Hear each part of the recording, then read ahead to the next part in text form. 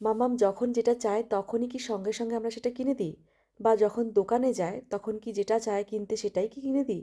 এই সব কিছু নিয়েই থাকছে আজকের blog. Hello everyone, welcome back to my channel. আশা করি আপনারা সবাই খুব খুব ভালো আছেন। আমিও অনেক ভালো আছি। আমি শিল্পী, আমি থাকি জার্মানিতে। মাঝে মাঝে এমন এক একটা দিন আসে যখন প্রচুর টায়ার্ড লাগে, এক্সস্টেড লাগে। আজকে তেমনই একটা দিন। ভীষণ অস্বস্তি হচ্ছিল, বিভিন্ন জিনিসপত্র মাথার মধ্যে এত গজগজ করছিল যে মনে হচ্ছিল একটু স্ট্রেস রিলিফ করার জন্য কিছু তো করা দরকার।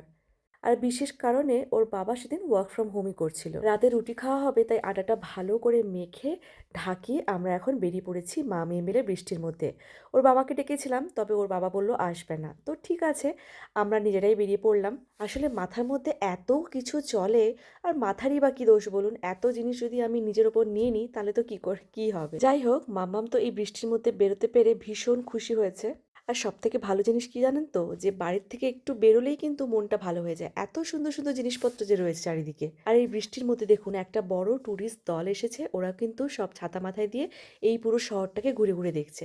আর সিটি স্কোয়ারে একটা দোকানে কিন্তু এই টকিং প্যান্ডাটা রয়েছে। মামাম তার সাথেই কথা বলছে। যেই দোকানটাতে ও টকিং প্যান্ডার সাথে কথা বলছিল, সেই দোকানেই কিন্তু ও ঢুকে বিভিন্ন জিনিসপত্র দেখছিল এবং সেগুলো কিনতে চাইছিল এবং রীতিমতো বায়না করেছিল।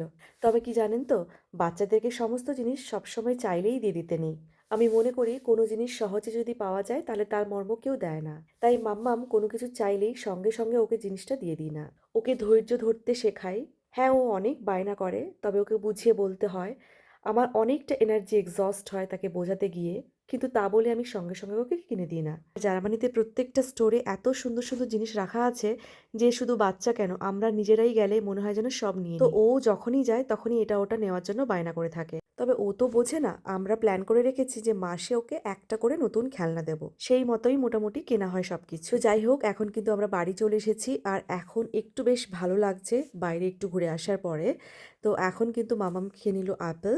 আর এখন আমি বানিয়ে নিচ্ছি রুটি, কারণ রাত্রেবেলা আমরা এখন ডিনার করব। আর আজকে রুটির সাথে বানিয়েছিলাম আলু আর কুমড়োর তরকারি। আমার রুটি করা দেখে ও কিন্তু চলে এসেছিল আর আমি কিন্তু ওকে সাথে নিয়েই কিন্তু রুটিটা বেলেছিলাম। তো যাই হোক, এখন কিন্তু রুটি ফুটি করা হয়ে গেছে, এখন খেয়ে নেব। এই ব্লগটা আমি এখানেই শেষ করলাম। দেখা হচ্ছে আপনাদের সাথে খুব তাড়াতাড়ি নেক্সট একটা ব্লগে।